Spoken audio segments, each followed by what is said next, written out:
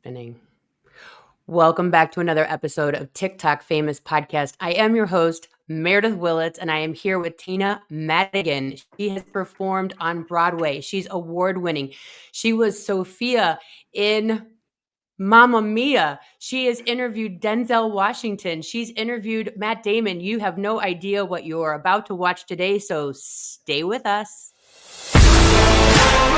You're listening to the TikTok Famous Podcast, where viral fame meets raw reality. Join your host, Meredith Willits, as she dives deep with your favorite creators to uncover the real stories behind the scroll, the highs, the lows, the algorithm chaos, and everything in between. This is not your average interview. This is the TikTok Famous Podcast. Okay, I have literally unplugged everything on my side. You are up and running. We're going to do this again and just pray for the best. Tina, thank you so much for being here with us today and sharing all of your behind the scenes, everything from Broadway to television and all the good stuff that you're doing right now. So thanks for being here. Thanks for having me. I really appreciate it. Thank you for your patience. Oh gosh, it is what it is. I'm just, but hopefully we're good and ready to go. We are good and ready to go. So I'm already getting text messages from friends who are huge Broadway enthusiasts. But I have to go back to that moment we started talking in our first recording, what it was like when you realized, holy shit, my life has completely changed now that you're doing this role of lead on Mamma Mia. I think for me, it was opening night. And I was saying before, like my dresser, Carrie Bertini, coming in and saying like, hey, it's 10 minutes to curtain. Are you ready to go? And I was like, girl, I'm putting on my nail polish to match my dress for opening night. And I think when I went out and saw like all the cameras flashing and all the people and how the big hubbub it was, I don't think it really registered. And then, the show comes down and then you've got to go to a press thing and then you've got to go to a red carpet. And I'm like, oh, this is like really big. Like, this is kind of a big deal. I think it was at that moment that I realized that this was bigger than kind of what I had imagined in my mind.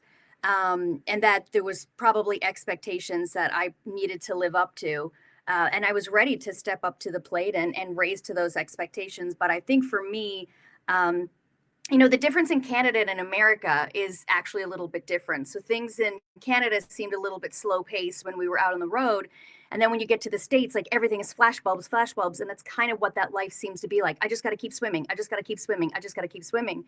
And I think at that moment, it was big for me because I realized how big it was at that time. Also, it was September 11th is when we were opening. Oh, and I think at that time, it was a big realization for me that this was a show that I had performed before, but people needed this show. It wasn't just like, this is my big break.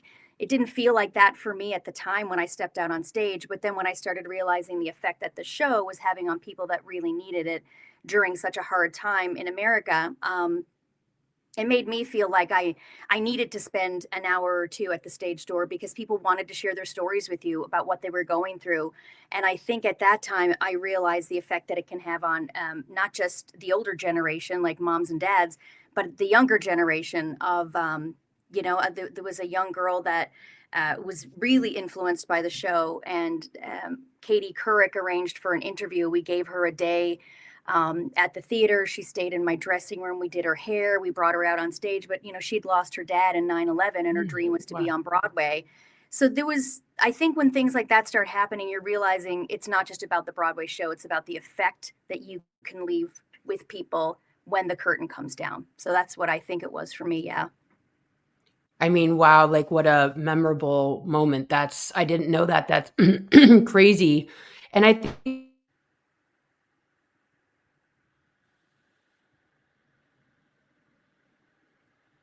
it is.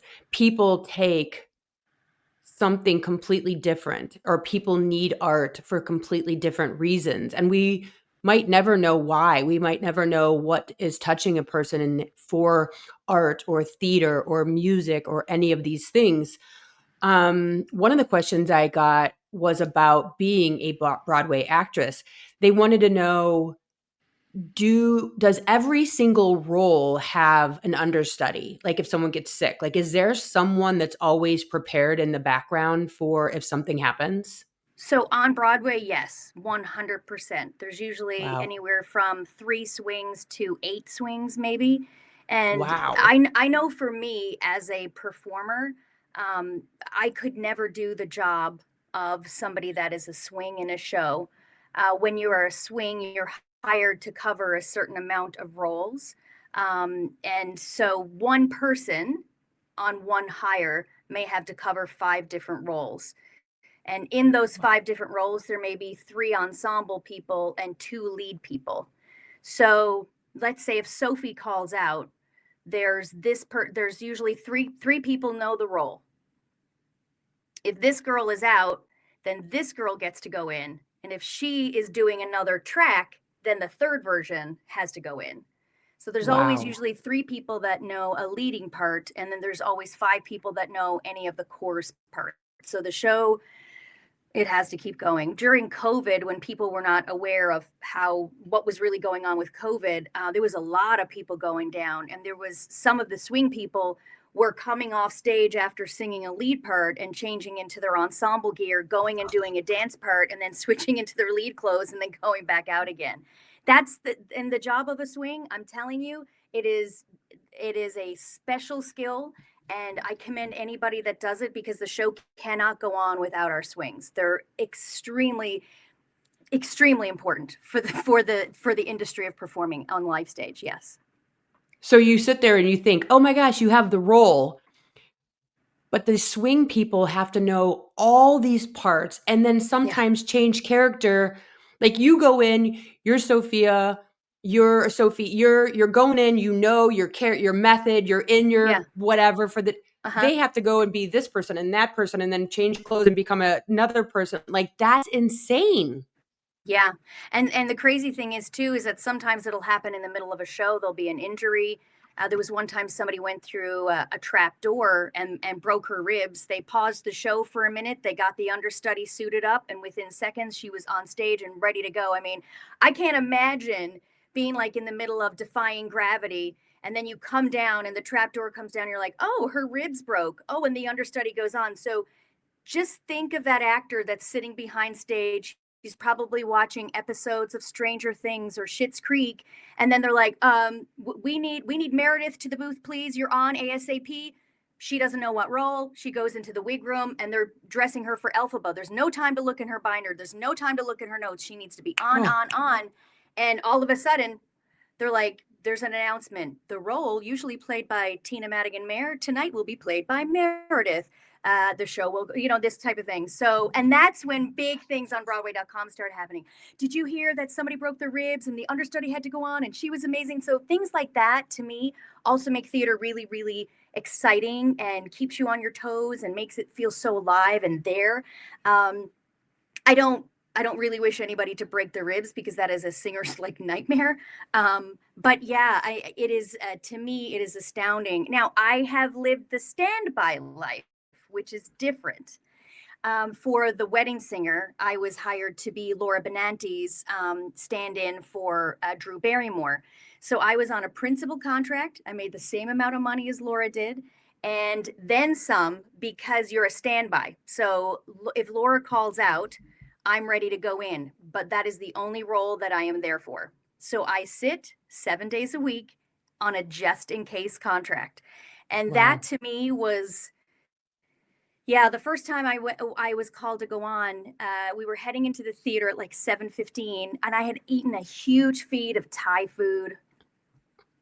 And my husband's dad was visiting from Kansas City, and they're like, Tina Maddigan to the office, and I was like, oh, what did I mess up now? Like, what did I do? What did I leave somewhere? Because I was always like leaving little notes for the cast or playing little jokes on the lead guy Steven.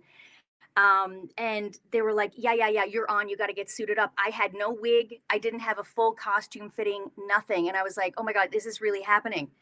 And within, my husband had to run home, even get my stage makeup kit because, I mean, she was usually on. Yeah. Anyway, to make a long story short, I don't think I will ever forget the butterflies that I had that night. And it was a joy, even though, Laura had to leave for a little bit because of a neck injury. It was an absolute blessing to get to do that show for a long period of time, because I got to take over for her. She left on a medical leave because of an injury. So it was great to have my name in the program. It was great to say that I officially got cast in the role, because then I had understudies that understudied me. Yeah. But in the interim, so yeah, I will say the jobs of standbys and swings are well, the show can't go on without them. So And we have no idea being in the audience. We just think, oh, things are just happening. yeah, It's well, okay. usually there'll be something in your program that'll say tonight's role in Rent will be played by so and so, usually played by whoever. So Yeah. the audience usually does get to know, because if you go to see Hamilton and you want to see Leslie Odom. Did I say his name right? Anyway, I think if so. you want to go there to see the lead and the lead is not on, people might get upset. So obviously you try to let them know ahead of time. But Yeah. life is life and things happen. That's just it. We try to do the best we can to put the cast on that people pay a ticket for, but sometimes it's just not possible.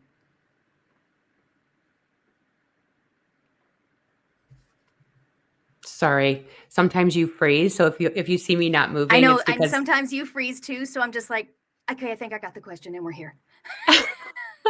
Sorry. So can I ask, like, it's so different being a content creator, because you decide when you want to record, you can hit delete, you could re-record it 700 times. Even if you're on a live, no one gives a shit. Like, it's such a different, but that said, you are a very different kind of content creator. Like, I come on and I just talk, and sometimes I have coffee stained teeth, and sometimes I actually look okay.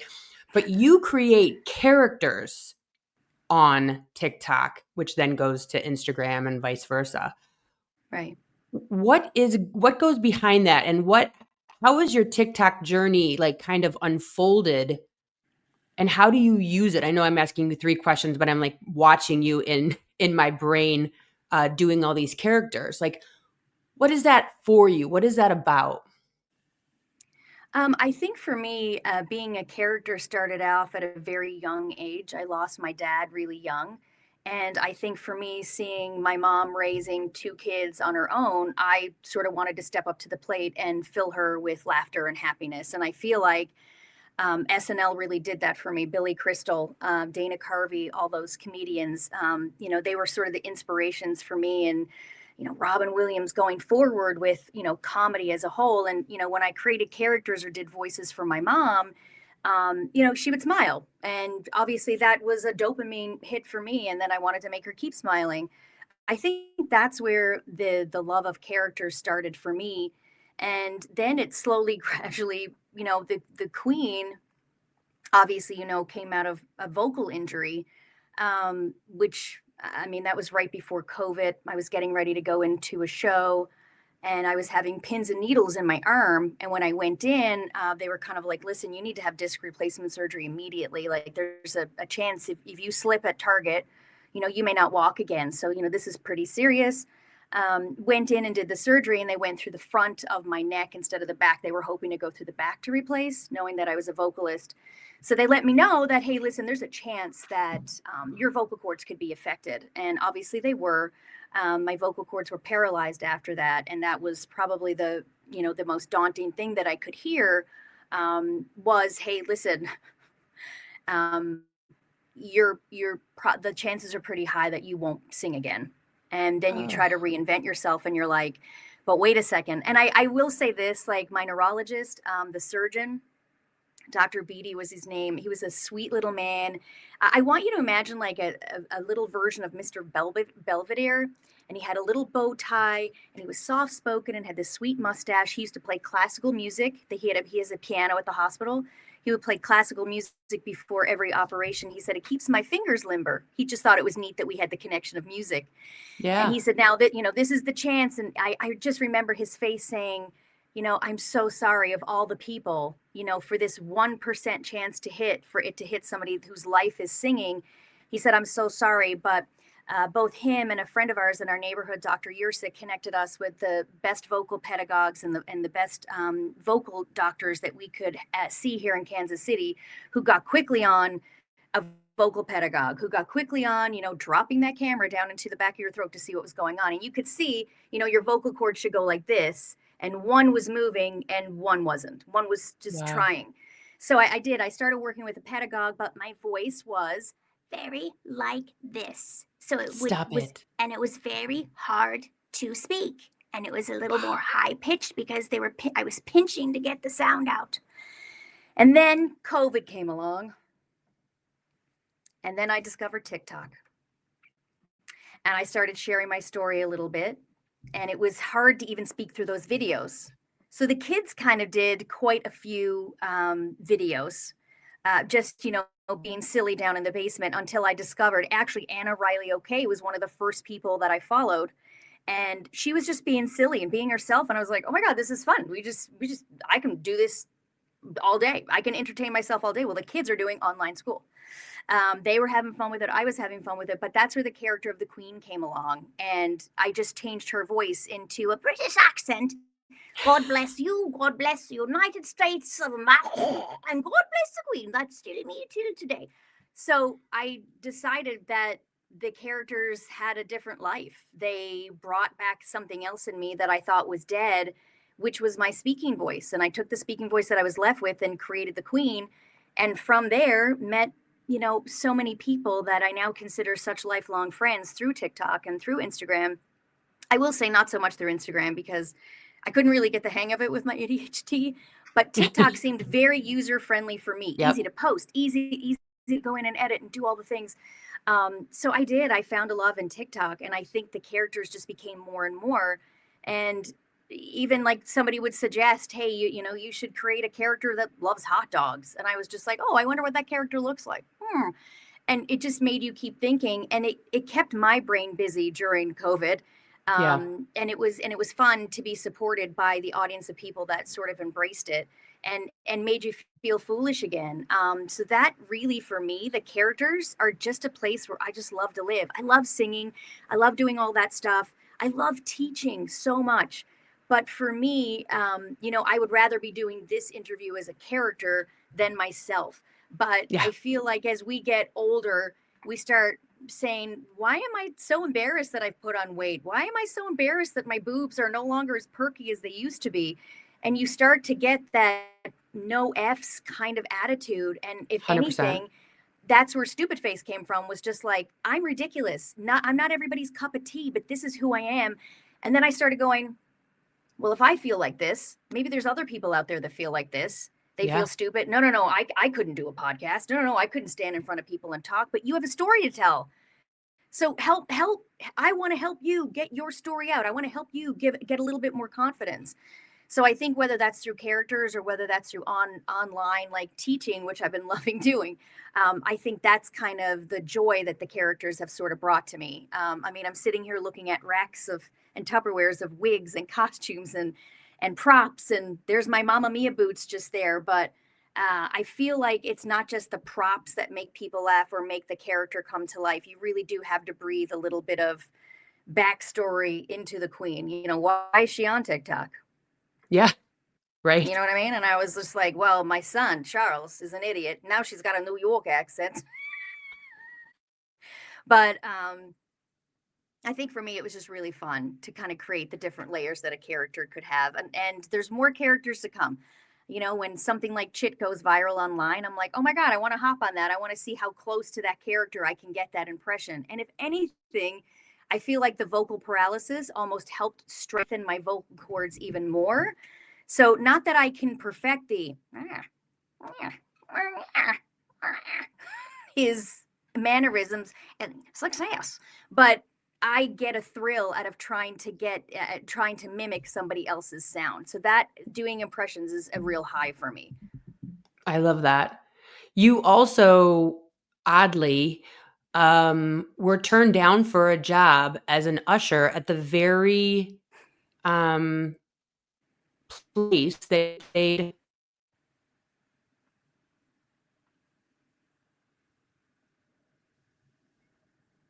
Can you hear me now? I can. You were gone, but I kind of knew where the question was going, so I just tried to. Hi. Yeah, you got turned down for a job and then you turn around and you're the lead in Mamma Mia. Like, what is that? I mean, that is the story of don't give up on your dreams. Yeah. So essentially, when I graduated a little bit early, went out on a cruise ship. When I came off the cruise ship, I was like, okay, here we go. Now it's to the big leagues. You want to be working at the Royal Alexandra Theatre in Toronto.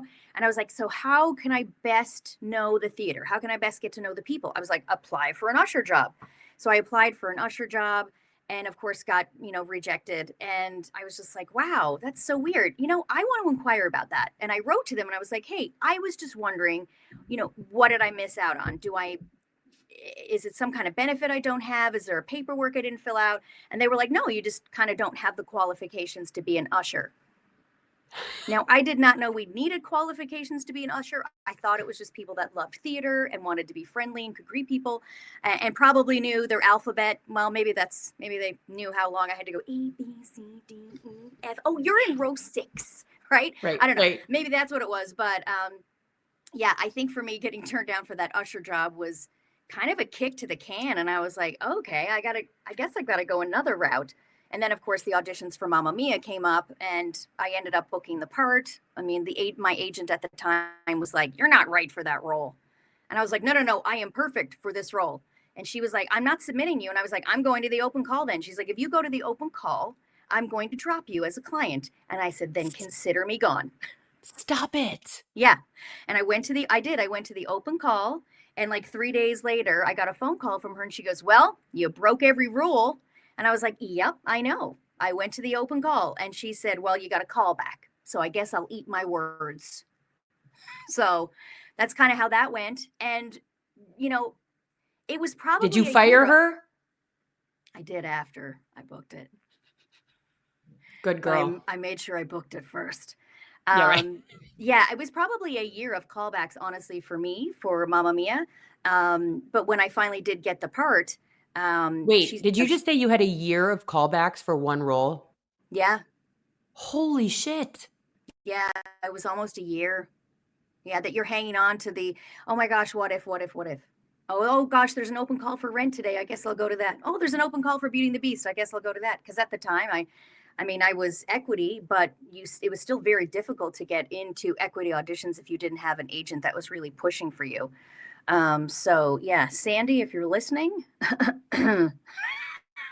right. But yeah,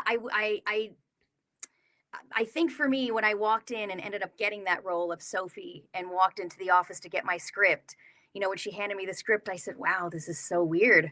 This is the same place that I dropped off my resume to be an usher. And she was like, what did you just say? And I said, oh right. yeah, I applied to be an usher here. And you guys said I didn't have the qualifications. They were like, no. And they went to this filing cabinet and took out these resumes. And I had my little, my colorful Elle Woods resume because I thought it would make them see my resume more. Took out my resume, and it said like declined on the front of it. And they were like, oh my God, we have to run with this. And that's how the Toronto Star and things like that started running. Turned down for an usher, ends up landing lead role. I mean, it's a it's a reporter's, dream for a story. And they kind of, they ran with it. And for me, I didn't realize it at the time, but I mean, Mamma Mia was big. It's still running. Still big. And you didn't realize like what you were a part of, but you were just thrilled to have a job and be back in the theater and on stage. But even at that time, I was like, oh my gosh, this was the dream, to be at the Royal Alex Theater. Because when I applied to Sheridan College and my mom drove me up, we went to see Crazy for You there. And we got like the last row of the theater, like nosebleed seats. And I just fell in love. And I was like, Mom, do you think I will ever be on a stage this big? And she was like, if you work super hard, I know you can. And so to think like 3 years later, I was opening up Mamma Mia, an original production, was, I was pretty proud of myself. But I don't think I realized how proud till it's all gone. Do you know what I mean? Yeah. You don't realize what you're in when it's actually happening. If I'm talking too much, I'm so sorry. Obviously, no, my Adderall please is getting ready don't to shut kick up right in here. Well, actually, when you were just talking, because your son just had his last marching band performance. No, we're not going to, no, stop. We're not crying. This is not an Oprah moment, woman. But while I was brushing my teeth this morning, that's what hit me was he doesn't know what just ended, and you do. You get what the ramifications are of you can't go back. You'll never, ever have that energy ever again, but you do get that. You do see Yeah. that. Yeah, I think that was the amazing thing with me is, talking with him yesterday and saying like, how do you feel about all this? And he was like, I feel good. I feel sad. I don't, and I don't think for him at the time he was, I know that he realized it, but when you wake up the next day, the come down is actually real. Yeah. It's like an emotional hangover. So he's going to take it day by day. But last night he got some of the seniors together and said, let's go out for a bite to eat. So maybe other people are feeling the same way that I am. And we had some of the kids back here for some s'mores, whoever could come. And I think just giving kids a safe place to be able to go and chat and talk, whether not through their phones, not through texting, not through Snapchatting, because those are not real emotions that we can visually see with our Yeah. eyes. They're just words that are on a screen. And with social media, the way that it is now, to see, dead bodies in Gaza, somebody getting beaten up on the side of the road, ICE pulling somebody out of a car. Oh, look, kittens. Right. We're so Literally we're so desensitized. Is that a word? desensitized. Desensitized. There you go. From a lot of this stuff that I think it was important for him to get his group together and just say, let's get everybody together, have a chat, see what happens. And God bless him for that, because I think he felt better last night. I felt better last night seeing some of the kids, and it's something that this is the first time that he's getting that experience of, wow, I made a difference. And now that's done. Okay, Yeah. if that's done, how do I make another difference? So Yeah. that'll be, his path to try to figure out. I mean, obviously myself and my husband will be there to try to help him and guide him, as any parent kind of does. But yeah, I think he's going to be okay, but it is definitely difficult for a parent. I'm sure anybody else that's been there knows that it's hard seeing your kid going through that. So, because marching band is only like this much time and then it's done, Yeah. all that work. But it's Yeah. like a show. When the show comes down, so do a lot of highs of emotion in your body. So yeah, it is very, very similar, but I think he'll be okay. How did you deal with that? I mean, 2000 shows. How do you keep it fresh? How do you go back out the next day, and act like you've never done it before? You're fresh, you're ready. These are new eyes, and keep that sort of momentum and excitement show after show after show. Like, that's no joke. That is endurance. Um, for others, it may be difficult. I think for me, it was pretty easy, because for me, it was my opportunity that some young kid in the audience was going to say, I want to grow up and I want to be Sophie. I want to be that girl that, that played that role. So every time I walk out on stage, I realize that it's not just the 30 people that are Mamma Mia fans that come back to see the show and say, oh, I saw that you messed up on that line, or I saw somebody miss their entrance. You have people that are coming to see that show for the first time, and that is your Yeah. job. That's what you're getting paid for, to perform that show as if it's the first time that it's come out of your mouth. I mean, there's always things that Yeah. happen that keep you really live on your feet. But for me, that was really the biggest. That this is your opportunity to be an inspiration, and every eye in that audience is seeing it for the first time. And if you go in with that in mind, it makes it a little bit easier for me, anyway. So, like, when you get that, yes, you've made the cut. Like, you're it. You're the person. From that moment to opening night, how much time are you actually preparing for a role and, doing all the things to get ready for the show to become live? Yeah. You get 6 weeks is what Wait, it normally. what? Yeah. Yeah. Yeah, you get 6 weeks for a Broadway show. And normally when you do a show, they'll do like an out of town trial. So for like Wedding Singer, they Yeah. did want to do an out of town trial because Adam look at me dropping Adam's name like he's my best friend. He's not. Adam and I, we go way Yeah, back. exactly. Adam Sandler, guys. Sandler and Tim Herlihy, who both obviously wrote for SNL, they really wanted to try the comedic stuff outside of Broadway before it hit there. So we actually went and tried the show first in Seattle. And then when we got back to Broadway, there was actually songs that did not make the Broadway company that we performed in Seattle that they just thought helped, move the storyline along better. So it's an opportunity for the writers and the creatives to kind of tweak the story so it has its best option with its audience. So it has its best options for Tony Awards and things like that. So that's normally what happens, but it's 6 weeks. We went back to New York then and we tweaked the show. Then we did another rehearsal run for 6 weeks and tweaked everything, learned new choreography. And then, the show pretty much goes up after 6 I literally weeks. thought you were going to say like a year. Oh my gosh. No. I mean, I think 8 weeks is probably one of the longest that I've heard of. And that's like if it's a heavy dance. A heavy dance show, but yeah, it's normally 6 to 8 weeks. That's what you get, and then you're out there. Now, a lot of shows that have a large financial backing, they usually do they'll do a lot of previews. Yeah. So during previews, even you can still say, hey, we don't like that song the way it is. We're going to change this verse and that verse. So you're going out on stage and like, wait, which verse is switched? But when the show opens, like if your opening night is October 20th and you are open tonight, the show is locked then legally after opening night. So everything would then be, nothing else can change after that. So then at least if you've made opening, the show. Yeah. Yeah. That's wild. So you also, let's see here. I mean, I have like a mile long like bio for you because you're excuse me, just done so much. You were also in The Wedding Singer, starring lead role Julia Sullivan. You also did Nickelodeon Bet the House, hosting Daily Dirt for Sprint TV, and you interviewed Robert De Niro, Denzel Washington, Matt Damon, Hugh Jackman, Christian Bale, Ben Stiller, just to name a few. Yeah.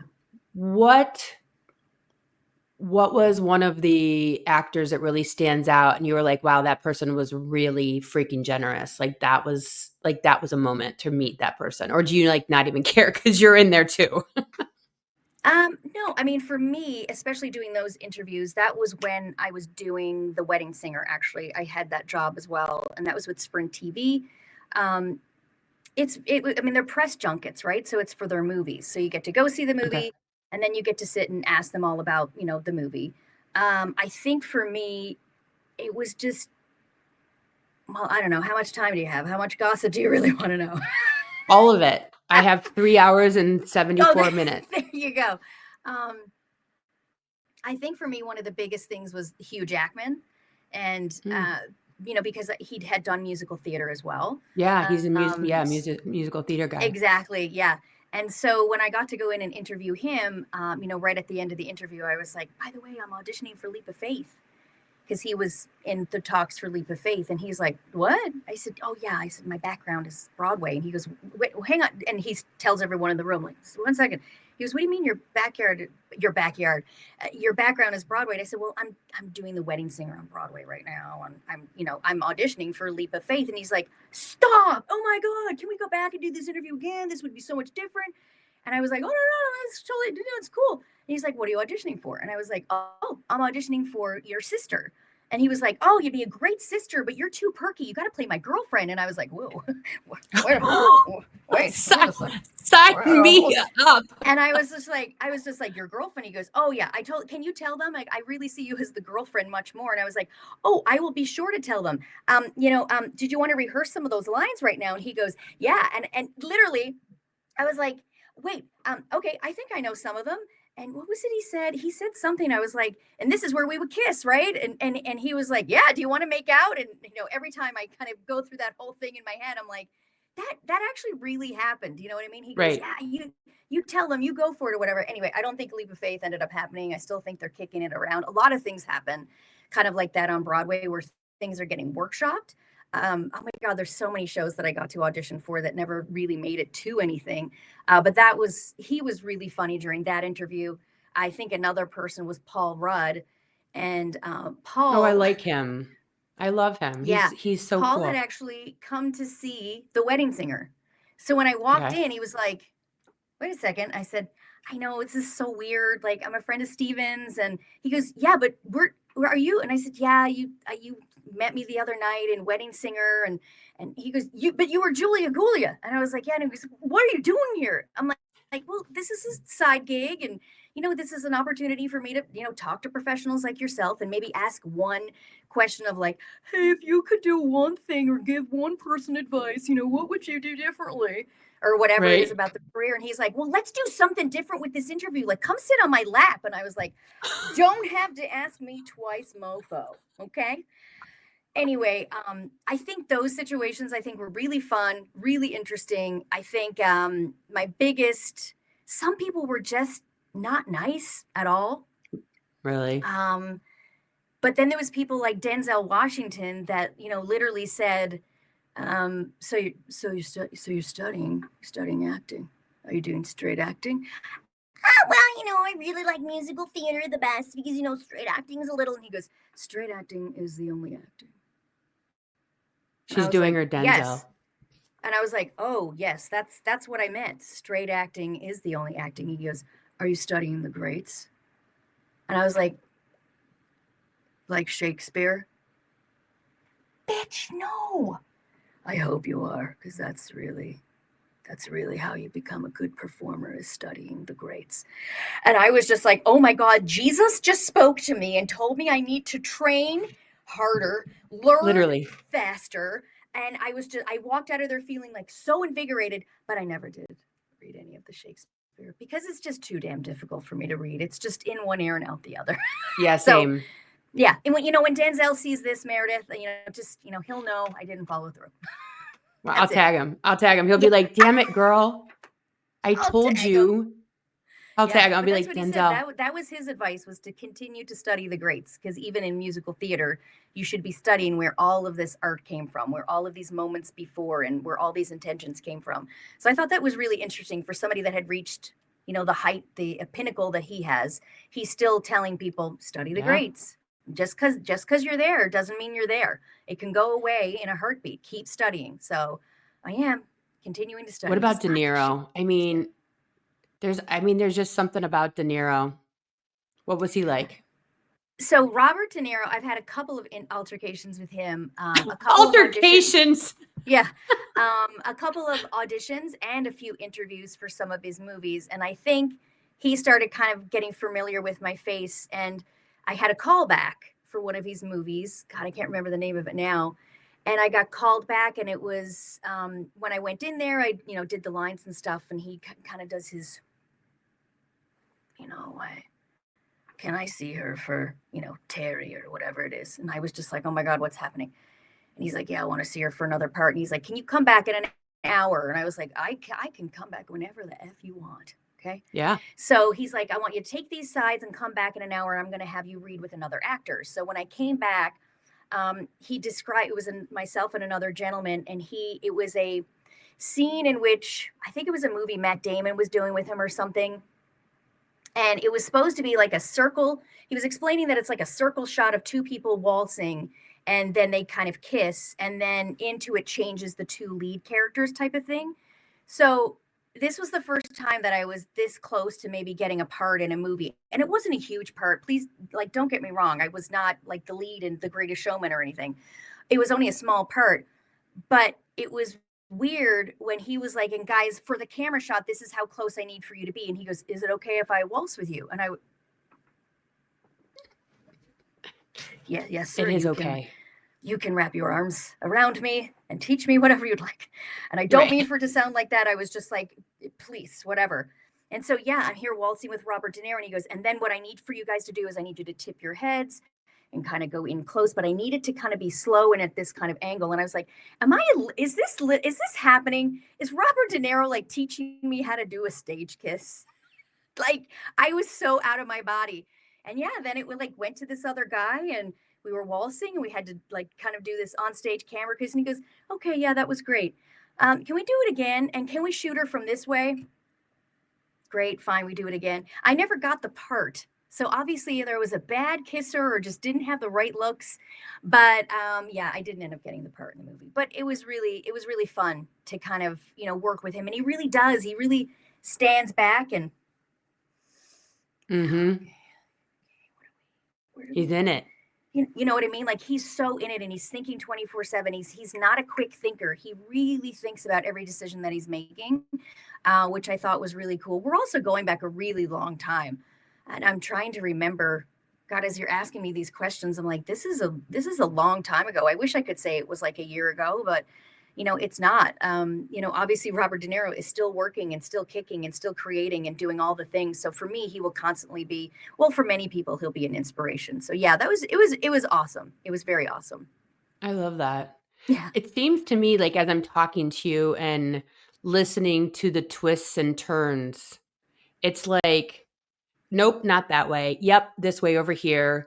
Nope, we're done with that part of your life. Let's Yeah. sidebar over here. Like everything seems from an outsider, hindsight's 2020, that Right. you've just had the most amazing stepping stone journey that's just like, okay, now let's come this direction and let's go that direction.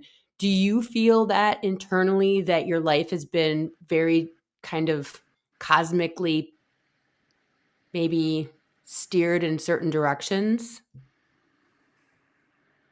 Well, I don't want to say I think everything happens for a reason, but I kind of sometimes do, like things with your voice. I mean, Yeah. obviously that happened to me to, grow stronger and I wasn't taking no for an answer. I just think it came at a time when I could work with a pedagogue and who is a vocal technique specialist. They're not just people that are speech therapists. You had to do like like even learning how to get your vocal cords to literally vibrate together again. Yeah. You kind of felt like a baby and you were helpless.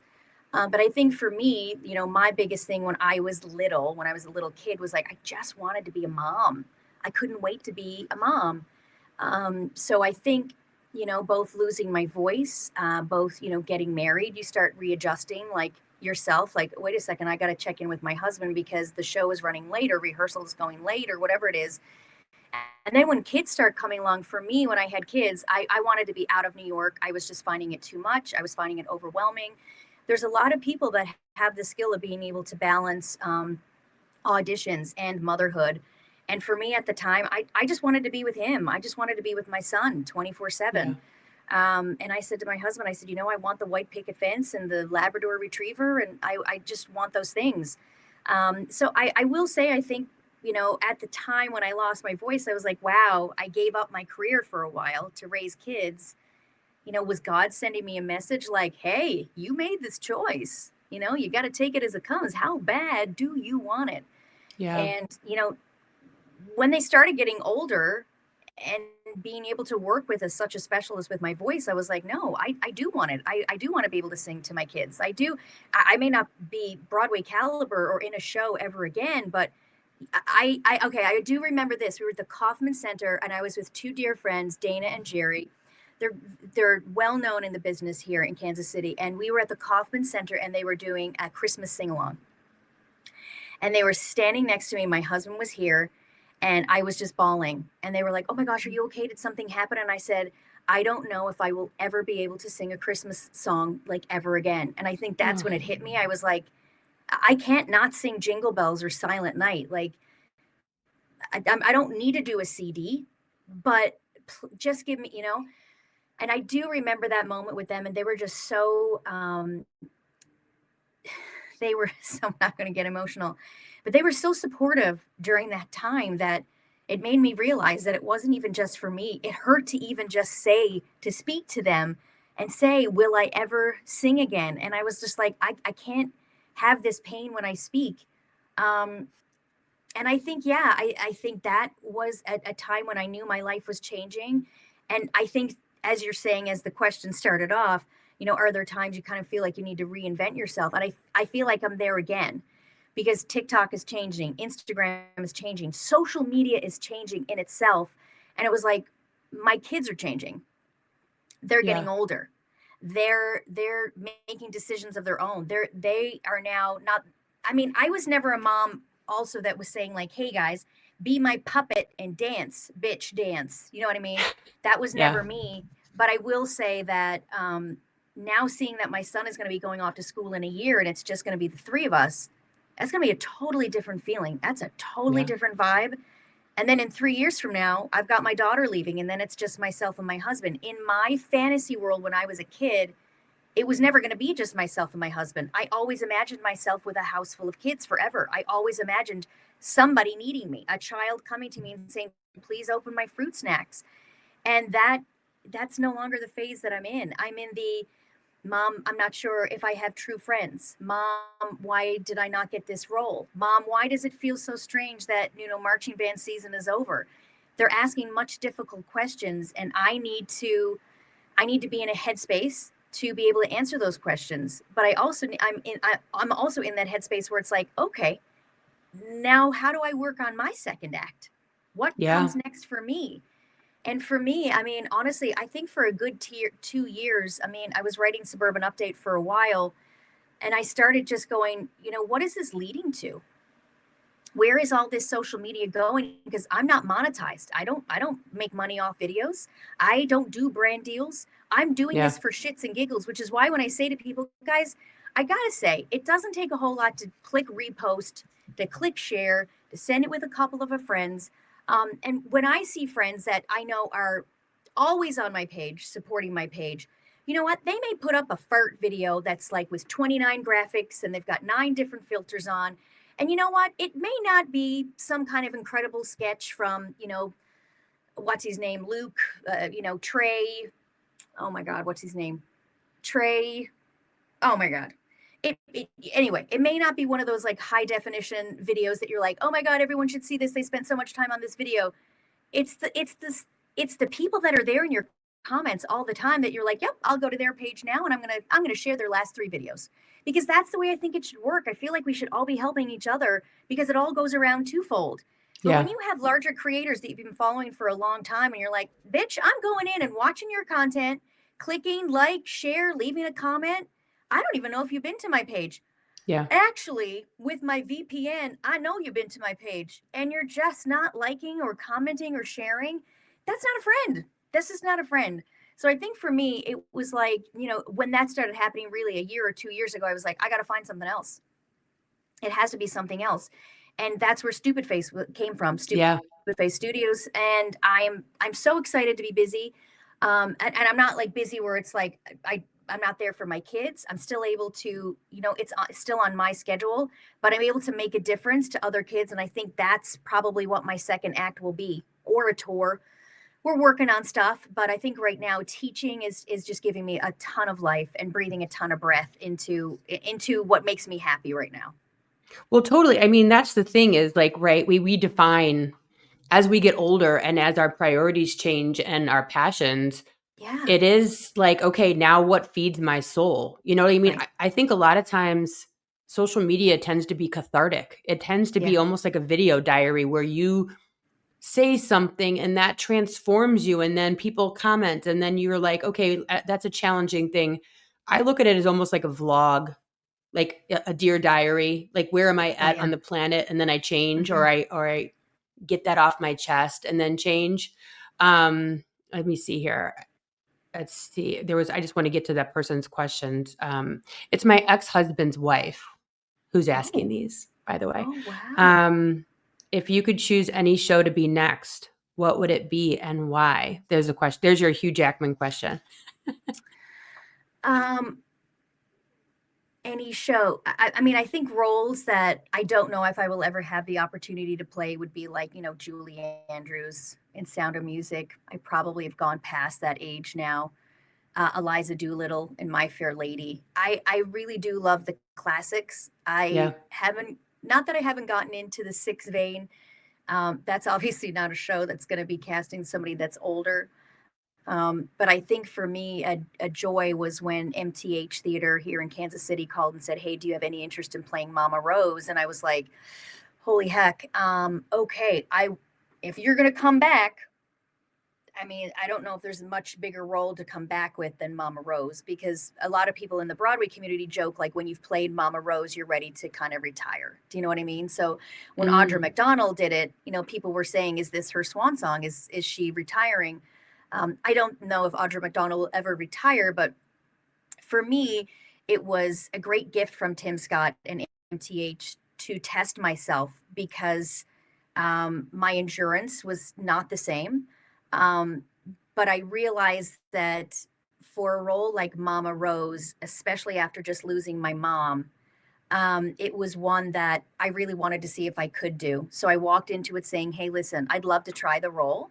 Thank you so much.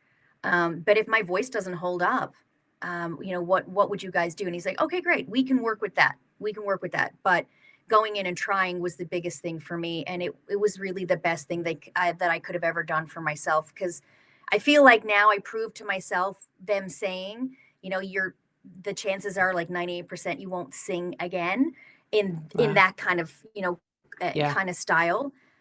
So I was thrilled to be able to return again, but I think for me, maybe the role hasn't found me yet. Maybe that role is not out there yet. And maybe I'm inventing my own show. Maybe that's the second act. Do you know what I mean? Yeah. I don't know if Broadway will ever happen for me, but I think I'm proud of myself for what I've accomplished right now, and I'm happy with where I am. Um, but there's tons of roles out there that lots of us would love to take, a crack at. But I think for me, being a supportive mom right now is probably one of the biggest. I guess Annie Yeah. Get Your Gun is going to be another big one. Annie Get Your Gun would be another one. And yeah, I don't know. We'll see. We'll see what theater brings.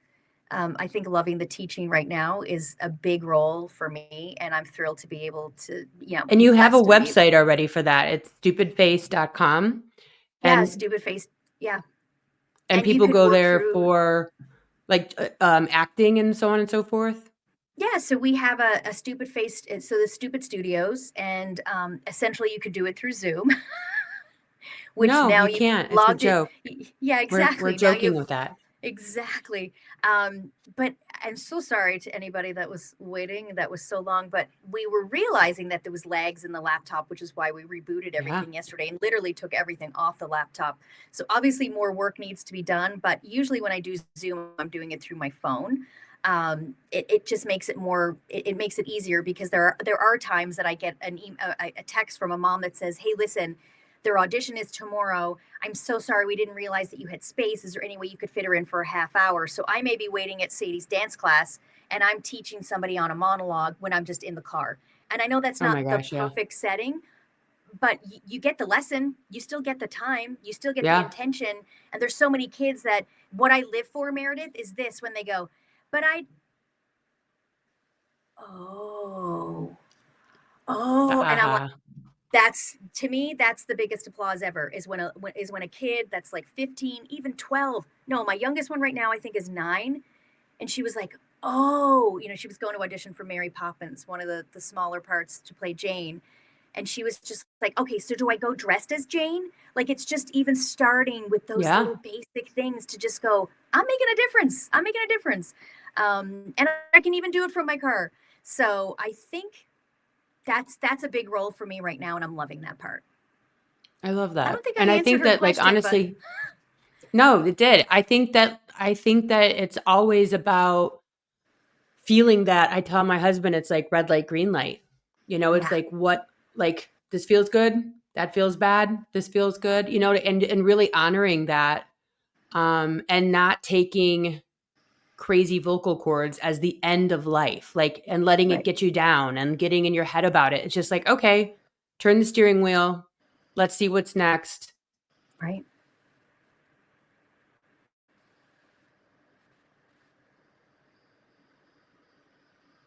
We're keep buffering. I Yeah, could sit here and sorry. talk to you forever. We literally it's actually recording in the background, which is great because it records us separately. So life is good Okay, there. Like in podcast world, it is going out. It should be separately, so we're good. But okay. I think we're definitely touching the fire every minute that we keep going.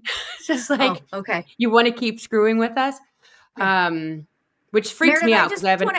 I just want to ask you quickly though, because you're really out there exposing yourself with a lot of things that are happening right now, like politically and stuff in the States. And I just want to know, for you, do you feel like this is your passion? Is this your second act?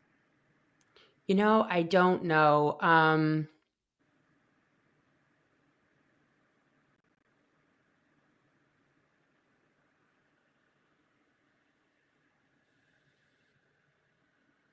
Everything about this is improv. Like clearly, right. Everything about podcasting is improv. I just want to keep figuring out, I guess, who I am. Like, what do I love? Like, I never thought I'd be podcasting. I never thought I'd have over 1 million followers across platforms. Yeah, I never thought I was political. There's so many I never. Great.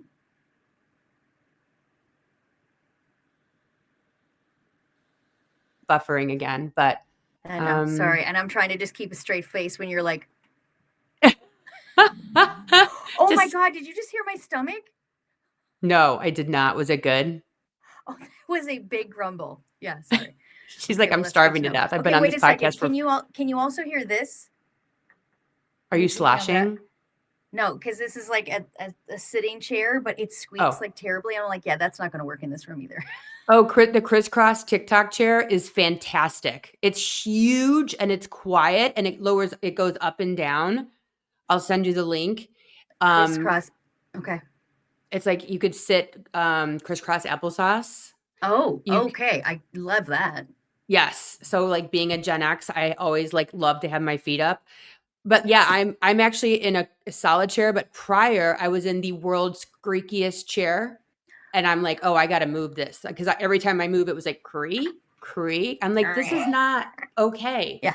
But yeah, to answer your question, I mean, I think that this is the time in our lives, because I have a junior and a freshman, and then I have a 29 and a 27-year-old. I think that this is our time when our kids start to hit that high school, when we go, well, what the shit do I want to do? Like, I actually have time. What do I want to do next? And that can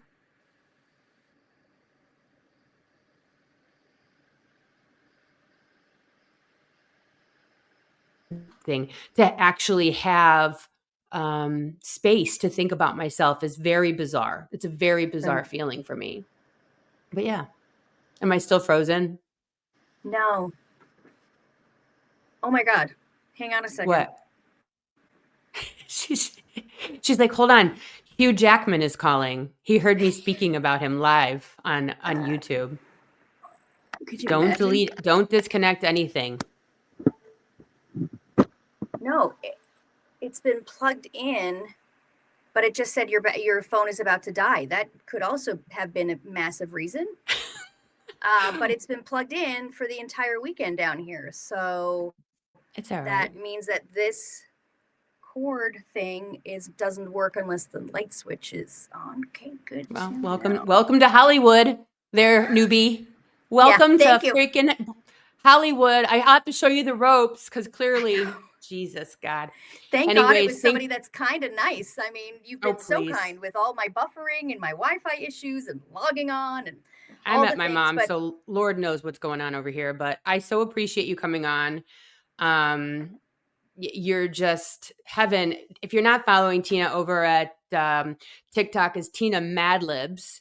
And you're the same on Instagram, right? Tina Madlibs on Instagram. That account is up and running now, only as of 2 days ago, but it's also Tina Maddigan Mayor. Yeah. Okay.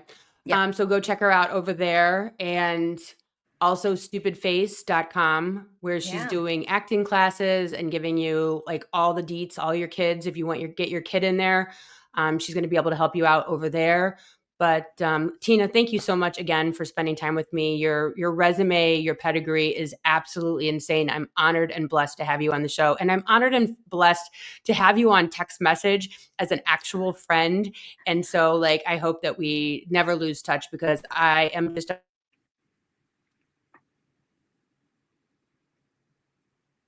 We are buffering. So please hit me up, because I'd love to come see you wherever you're at. And you can listen to the podcast back, Tina, and see what I actually said at that moment. Okay. I literally was like, We are buffering. I know, I can't even.